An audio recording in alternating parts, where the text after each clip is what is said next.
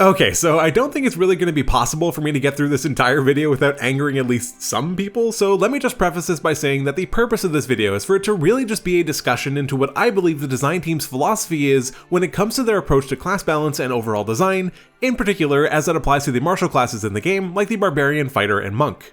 I will of course share some of my own thoughts and opinions on the matter as well, but I'm not really trying to suggest that what I believe is correct, and that what anyone else has to say, including the designers, is wrong. It's a discussion, not a dissertation.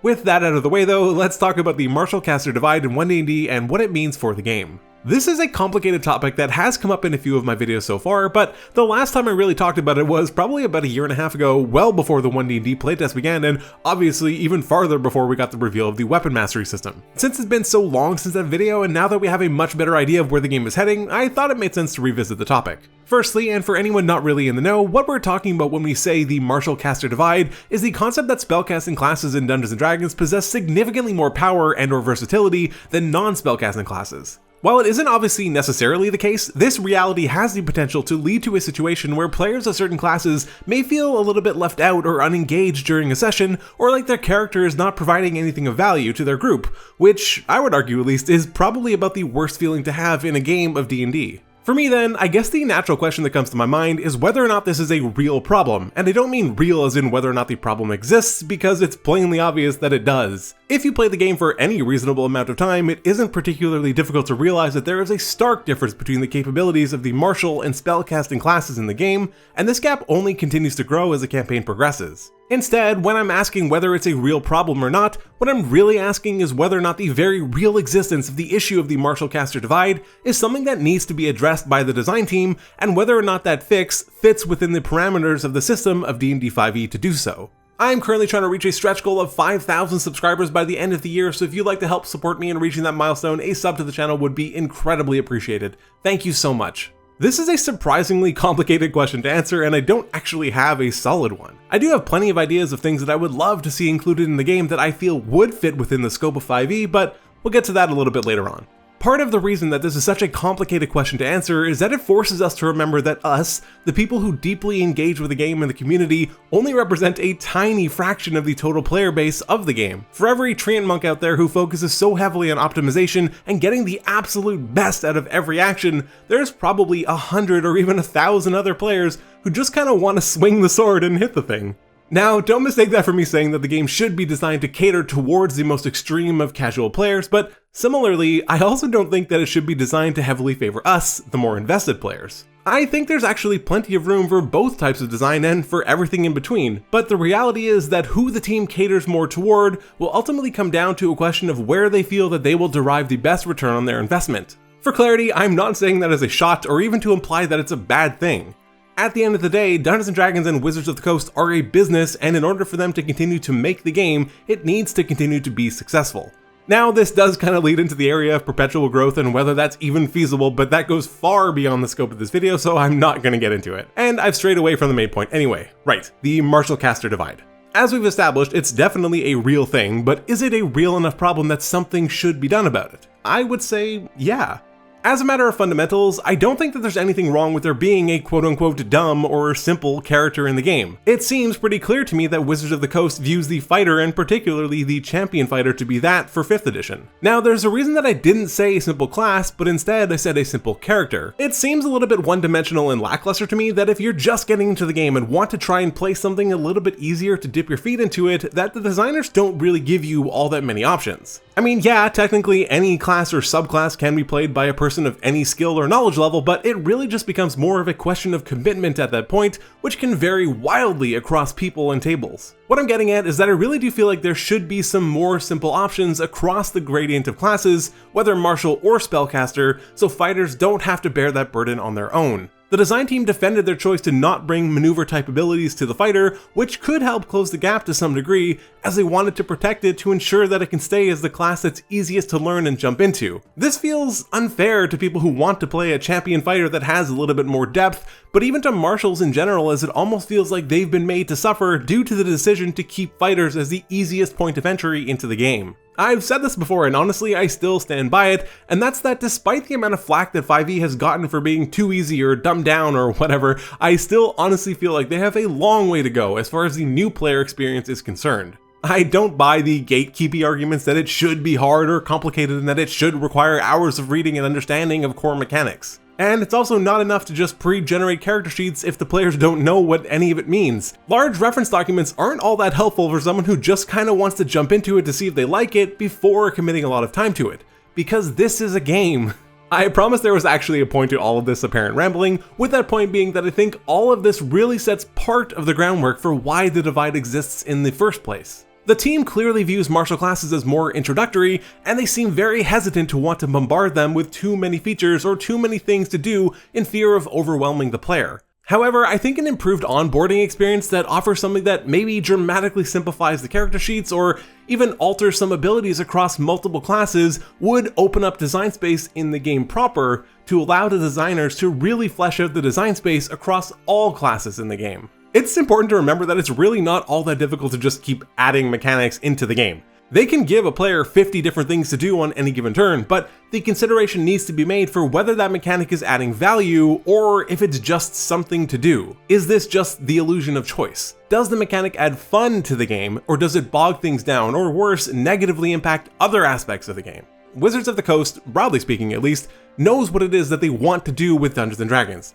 They also know that other systems exist that are much more gritty and provide a lot more crunch for players if that's what they're after. They're not trying to make a game that is a substitute for that.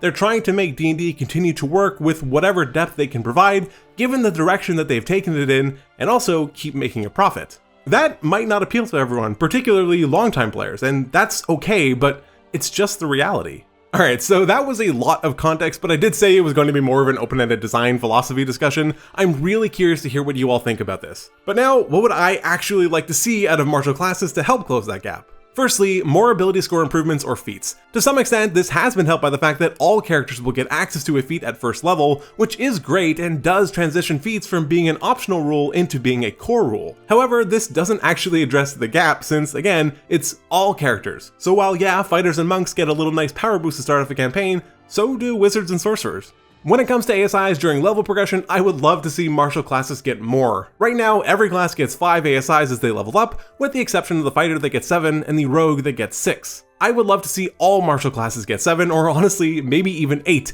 but I don't think that any should be slotted in before 4th level, so to not further incentivize a dip just for the sake of more power. That might sound like a lot, but you also gotta remember that spellcasting classes are getting more class features, subclass features, more spell slots, and higher level spell slots at practically every level. Giving a barbarian a few extra opportunities to pump up a stat or select a few extra feats can really go a long way to not only increasing the power of that character, but more importantly, increase the customizability and options of a given character. Because for me at least, that's where the biggest opportunity lies. Options. Power in a strict number sense can be a really good indicator for the potential effectiveness of a class in a certain situation. It's all well and good that you can do 5,000 damage on a melee hit to a target, but what if that target's flying? This is part of why I don't really enjoy the optimization or power gaming aspect of D&D. It all feels a bit too white roomy for me, and it's just not something that I enjoy, though I'm not taking anything away from those that do love this. To me, a much better measure of power doesn't come from numbers, but from the availability of options, which is admittedly a lot more vague and harder to pin down, but also part of why spellcasters have such a great advantage here. If your character can do more things in more situations, even if those things don't do as much raw damage, to me, that feels so much more fun and engaging, and that's why something like creating additional opportunities to choose feats would help make a player feel like they have more things to do rather than just, I hit the thing, which, don't get me wrong, is still generally pretty damn fun. Now, to their credit, the design team has been improving in the options territory for One D&D. Things like the fighter's new tactical shift and the barbarian's primal knowledge features do go a long way to adding some additional versatility for the classes both inside and outside of combat. Is it enough to compensate for a bunch of spell slots? No, probably not, but it does help and it doesn't have to be. Even though they might be moving in the right direction though, there is still a lot that can be done in this regard. Something I spoke about during my Barbarian video was about how Brutal Critical takes up 3 high-level class feature slots and doesn't actually offer all that much to justify taking up 3 high-level class feature slots. Every level up should feel meaningful. I don't believe that there should just be dead spots during character progression. You should always be looking forward to the next feature that'll let you do something rad that you couldn't do before. I also don't want martials to just be given magic, and I more importantly don't need every class to be operating at a functionally identical power level. That's not what I'm after at all. I think the idea of perfect balance is a bit of a red herring. Classes should have things that they are inherently better or worse at as compared to others. It's what helps distinguish them from each other and gives them their unique flavor. And this is also part of where the problem exists, because many spellcasters don't have many weaknesses and can do the things that martial classes can do better than martial classes can do them. To that end though, I also think that it's really important that the design team be a little bit more cautious when designing features or spells that a caster might use. The new True Strike is a great example of this. Should a wizard get access to a light crossbow, for example, which can be done fairly easily through a feat or a single level dip, attacking with that crossbow can now effectively outclass the use of any of their damaging cantrips. Like I said before, classes should feel unique through the things that they are inherently good or bad at, but when you have a wizard that is better at using a crossbow than a fighter or ranger would be, that doesn't feel particularly good.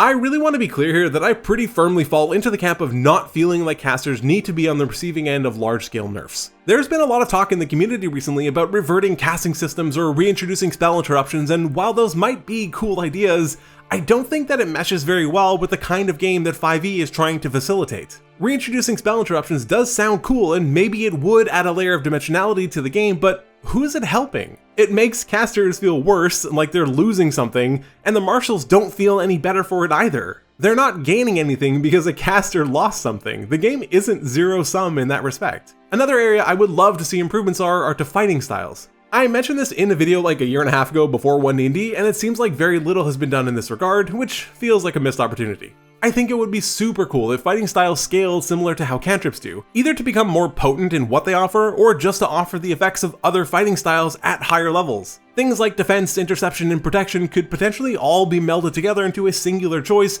that you gain parts of as you level up. Again, this just offers more versatility and options to the player without being as burdensome as spells, and while still fitting the narrative theme of martial classes. Lastly, I just want to talk on weapon masteries. I've already talked about this in previous videos, so I'm not really going to go into the weeds on it. Generally speaking, I think that these are a great addition that do offer unique incentives to use different weapons, which is a massive improvement from what we had before. As I said in the past, one of the bigger issues that I have with them is that it still feels like a fairly static system. If you can give a creature a disadvantage, you're gonna do that. If you can slow the creature, you're gonna do that too. There isn't much of a choice going on, but that's not necessarily a bad thing. I was just hoping for a little bit more. I would like to see masteries more baked into the classes rather than the weapons to allow for, again, more versatility in which one is used. Kind of like a combination of the Master of Armaments feature and the Brawler Fighter's Improvised Specialist feature. A good portion of this video was spent discussing my takes on what I assume to be part of the design philosophy going on at Wizards of the Coast. And while I obviously don't know what's going on in their minds, I do think it's important to try and consider those avenues so we can think a little bit more broadly and consider reasons why certain decisions might be made. The trouble is, there really isn't a lot of consistency in much of their decision making, and it feels like a lot of the choices they were going to make for One D&D were going to happen regardless of the feedback, so maybe it's all a wash anyway. I often find that it's useful to remind myself that there are really a lot of players out there that just kind of want to hit something with a sword and call it a day. But I simultaneously think that the design team owes it to their loyal fans to not strip martial classes of their unique and powerful and versatile identities to service just that. There is room for all playstyles given a more well-rounded design. So let me know what you think about all this and what you would do to improve the martial caster divide in the comments below. Check out some of my other One D&D content, but otherwise, take care.